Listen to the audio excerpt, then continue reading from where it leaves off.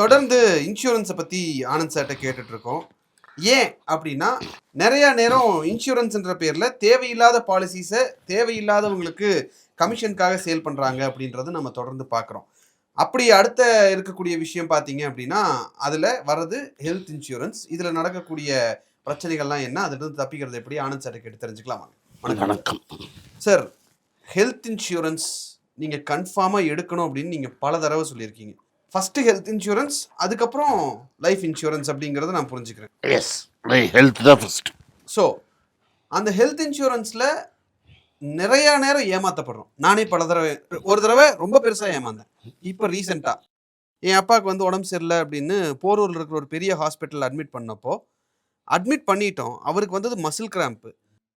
எடுத்துன்னே கொண்டு போய் ஐசியூவில் தான் அட்மிட் பண்ணாங்க. மசில் கிராம்புக்கு எதுக்கு ஐசியூ அப்படின்னு கேட்டால் பெயின் மேனேஜ்மெண்ட் அப்படின்னு சொன்னாங்க. 2 நாள் ஐசியூவில் இருந்தார்.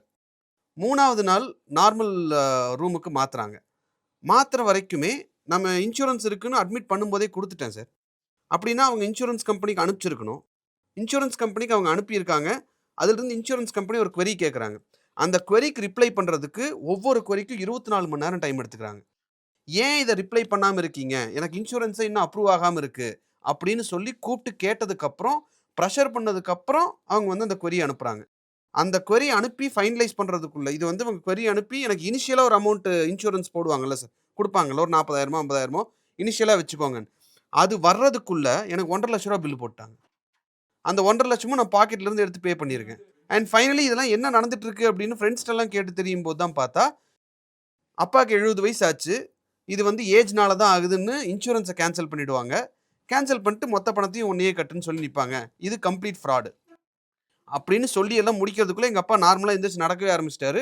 நைட்டோட நைட்டாக இத்தனை பிரச்சனை நடந்திருக்கணும்னு எங்கள் அப்பா சொன்னார், இதுக்கு மேலே நான் இங்கே இருக்க மாட்டேன், கிளம்பலாம், எனக்கு இதுக்கு மேலே இங்கே இருக்கிறதுக்கு பயமாக இருக்குன்னு சொல்லி நைட்டோட நைட்டாக 7 o'clock மேலே டிஸ்சார்ஜ் ஆகி வந்தோம்.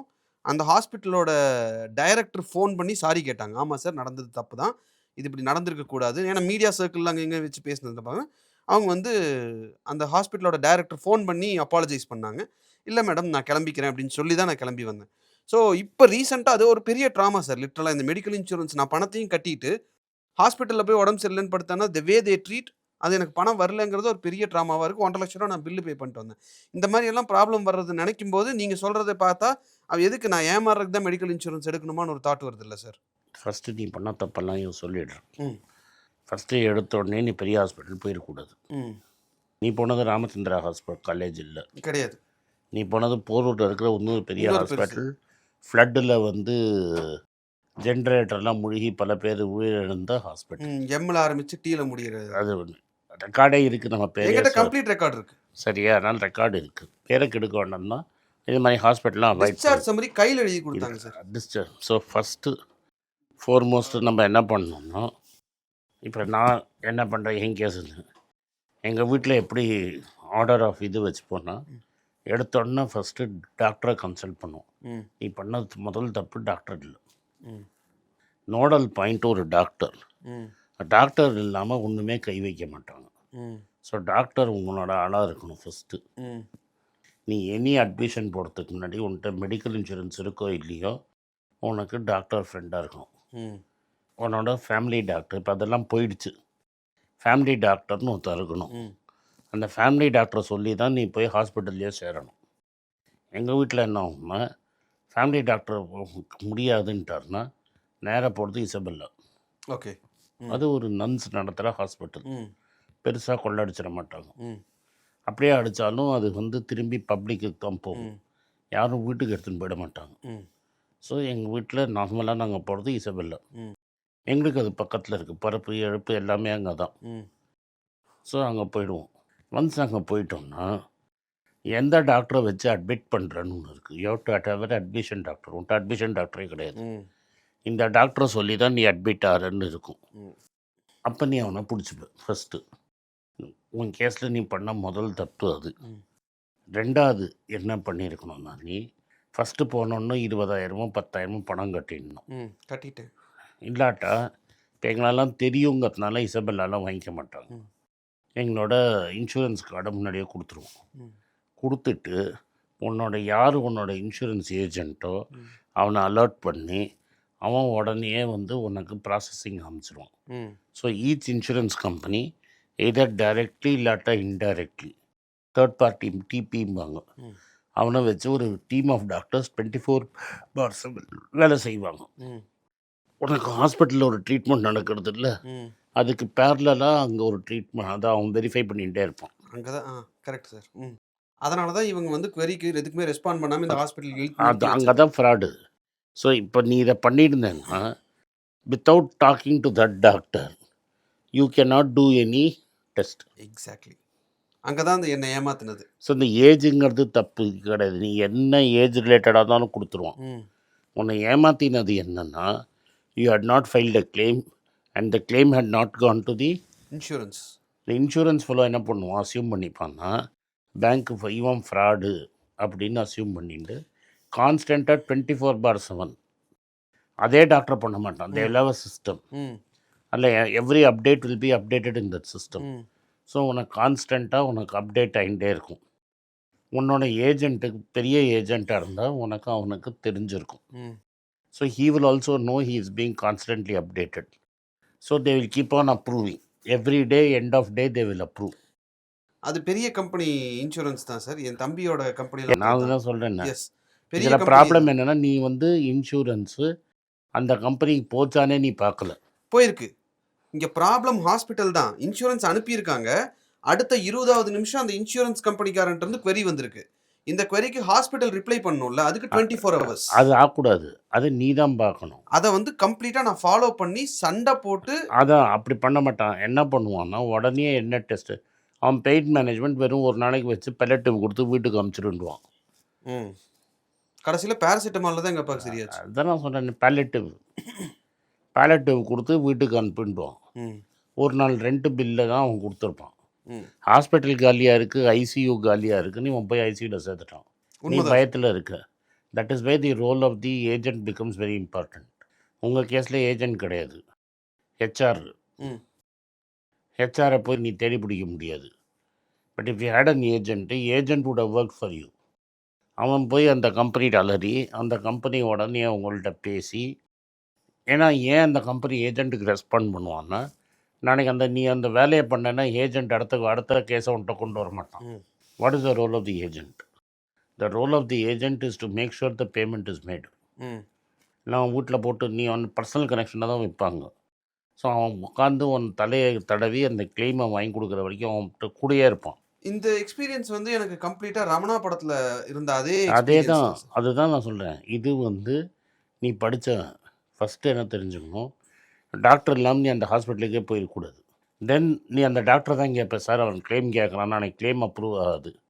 And doctor nose he has a long term relationship with you. ம் இந்த ஹாஸ்பிட்டலுக்காக டாக்டர் ஒன்று ஏமாற்ற மாட்டான். அதனால தான் டாக்டர் இஸ் இம்பார்ட்டண்ட். டாக்டருக்கு நீ ஃப்ரெண்டு.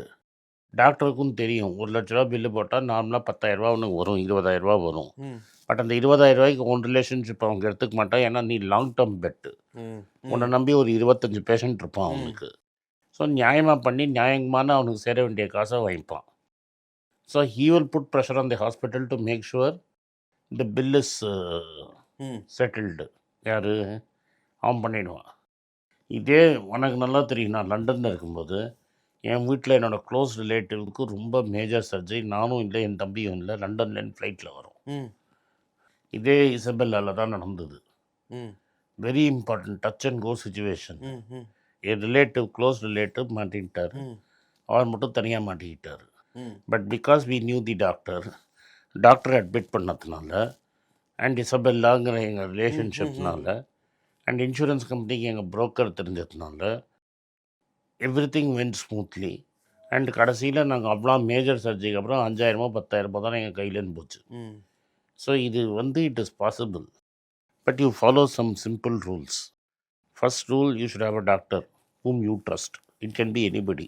ம் ம் The doctor should be willing to talk in the hospital for you. அவர் ரெஃபர் பண்ணணும். அவர் தான் ரெஃபர் பண்ணணும். ம் தென் உனக்கும் அந்த ஹாஸ்பிட்டலுக்கு relationship is not your problem. Hmm it is the doctor's problem. Hmm ஹாஸ்பிட்டலுக்கும் டாக்டர் தான் ரொம்ப இம்பார்ட்டண்ட்டு. ரெண்டாவது உன்னோட ஏஜென்ட்டு. ம் இந்த 2 பேரும் இருந்திருந்தாங்கன்னா உனக்கு இந்த வேலை நடந்திருக்காது. வந்து இன்சூரன்ஸ் கம்பெனி ஃப்ராடு கிடையாது, கிடையாது. Hospital fraud. ஹாஸ்பிட்டலில் தான் நான் மாட்டினேன். இதுதான் first step. First level of fraud hospital. அதை ஏன்னா கண் கூட ஹாஸ்பிட்டலுக்கு கண் கூட நீ எதுக்குன்னா, அவன்கிட்ட எக்யூப்மெண்ட் இருக்குது, அவன்கிட்ட ஐசியூவில் பெட் இருக்குது, ஆளை தூக்கி ஐசியூவில் போட்டு பில்லிங் ஏற்றணும்னு பில்லிங் பண்ணிட்டான். இது பெட் சிடி அந்த சிடி இந்த கேன்சர்லாம் இருக்கான், மசில் கிராம்புக்கு கேன்சருக்கான அதெல்லாம் செக்அப் தேவையில்லாமல் பண்ணது எதுக்குன்னா, அவன்கிட்ட அந்த ஃபெசிலிட்டி இருந்தது, டாக்டருக்கு ப்ரெஷரு, டாக்டருக்கு கமிஷனில் தான் பில்லிங்கு. ஸோ அந்த பெட் சிட்டி எடுத்தால் அவனுக்கு இவ்வளோ கமிஷனு, அவன் எடுத்து உனக்கு கேன்சர் இல்லைன்னு சொன்னதுக்கு இவ்வளோ கமிஷன். அண்ட் ஃபைனலி இதெல்லாம் நடந்திருக்கு அப்படின்னு சொல்லி அந்த ஹாஸ்பிட்டலோட டைரக்டர் என்கிட்ட ஃபோன் பண்ணி, நான் நைட் 7 o'clock மேலே நான் டிஸ்சார்ஜ் பண்ணிக்கிறேன், இதுக்கு மேலே இங்கே இருக்க முடியாது, நான் பணத்தை கட்டி டிஸ்சார்ஜ் ஆகிடுறேன்னு சொல்லப்போ அந்த ஹாஸ்பிட்டலோட டைரக்டர் ஃபோன் பண்ணி பேசினாங்க. பேசும்போது இதெல்லாம் நடந்தது அப்படின்னு சொன்னப்போ, இல்லை சார் தப்பு எங்கள் மேலே தான், இப்படி ஒன்று நடந்திருக்குன்னு என்கிட்ட யாருமே சொல்லலை, சொல்லியிருந்தா நானே வந்து இன்டர்ஃபியர் ஆகி இப்படி நடக்கக்கூடாதுன்னு சொல்லி ஹாஸ்பிட்டலில் என்ன நடக்குது அப்படி இப்படின்லாம் சொன்னாங்க. தப்பு அவங்களுக்கு தான்றதை ஒத்துக்கிட்டு அப்பாலஜைஸ் பண்ணாங்க. அப்போது எனக்கு நடக்கிற தப்பு தானே மற்றவங்களுக்கு நடக்குன்றதான கேள்வி. அதை தான் இங்கே சொல்கிறோம். தயவு செஞ்சு always go to a small hospital. And even a small hospital, go with the doctor you know. சின்ன ஹாஸ்பிட்டலுக்கு போங்க, உங்கள் டாக்டரை வச்சு போங்க. உங்களுக்கு ஏதாவது மேஜர் சர்ஜரி நடக்கணும்னா அவன் தான் உங்களை பெரிய ஹாஸ்பிட்டலுக்கு கூட்டிகிட்டு போகணும். இடத்துனாலே பெரிய ஹாஸ்பிட்டல் போனீங்கன்னா இதுதான் நடக்கும். அதே மாதிரி இன்சூரன்ஸில் இன்னொரு பெரிய பிரச்சனை இருக்குது சார், அதுலேயும் நான் அனுபவிச்சிருக்கேன். பார்க்குறவங்க கூட நினைக்கலாம், என்னடா இன்சூரன்ஸில் எந்த பிரச்சனை வந்தாலும் நான் அனுபவிச்சிருக்கேன்.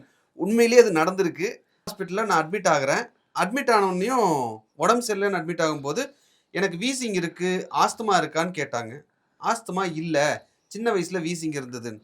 வீசிங்னு அந்த காலமில் இல்லை, ஆஸ்துமா தான் இருந்ததுன்னு இந்த டாக்டர் டிக் அடிச்சிட்டாங்க. சின்ன வயசில் ஆஸ்துமா வீசிங் இருந்ததுன்னு சொன்னதை அவங்க ஆஸ்துமான்னு டிக் அடித்ததுனால எனக்கு இன்சூரன்ஸை வந்து ரிஜெக்ட் பண்ணிட்டாங்க. அதுக்கப்புறம் நான் நீங்கள் சொன்ன மாதிரி இந்த புரோக்கர் அவரை வச்சு தான் அதை வாங்க முடிஞ்சது. நம்ம அடுத்தது பேசுவோம். Okay sir. முக்கியமாக என்னென்ன விஷயங்கள் நாங்கள் கவனிக்கணும் சார்? ஃபஸ்ட்டு வந்து உன்னோட பர்சனல் இன்சூரன்ஸ் வைக்காமல் இருக்கக்கூடிய நிறைய பேரை நான் பார்க்குறேன். தப்பு. ஏன்னா ஆஃபீஸ் 55 வயசில் உனக்கு வேலை போயிடுச்சுன்னா நீ இன்சூரன்ஸுக்கு வினோத் ஸ்ரீனிவாசனோட இன்ஸ்டாகிராமில் இதை எஜுகேட் பண்ணுறதுக்குல டாடா ஏஜி யூஸ் பண்ணுறேன். ஏன்னா they are very ethical. Tata ஏஜியோடு சேர்ந்து வி ஆர் ரன்னிங் ஃபார்ம். யாரெல்லாம் வேணுமோ வாங்க, என்ன டவுட்ஸ் இருக்கோ நீங்களே கேட்டுக்கு. It is very very very important that you have this. Key element is from whom you are buying. 50 வயசுக்குள்ளே இருக்கிறவங்க ஈஸியாக எடுத்துடலாம், 50 வயசுக்கு மேலே இருக்கிறவங்க எஃபர்ட் போட்டு எடுக்கணும். ஸோ 50 வயசுக்குள்ளே இருக்கீங்க அப்படின்னா உங்ககிட்ட ஆஃபீஸில் கொடுத்த மெடிக்கல் இன்சூரன்ஸ் இல்லாமல் பர்சனலாக உங்கள் ஃபேமிலிக்கு உங்களுக்கு இல்லை அப்படின்னா தயவு செஞ்சு முதல்ல அதை எடுத்துருங்க. லைஃப் இன்சூரன்ஸ் இல்லைனாலும் தயவு செஞ்சு அதை எடுத்துருங்க. இந்த கூகுள் ஷீட்டில் உங்களுக்கு ஏதாவது சந்தேகம் இருந்தால் ஃபில் பண்ணிக்கலாம். அந்த கூகுள் ஷீட்டில் உங்களுடைய சந்தேகம் என்ன அப்படின்றத நீங்கள் கேளுங்க, அதுக்கான விளக்கத்தை டீம்ல இருந்து தருவாங்க உங்களுக்கு.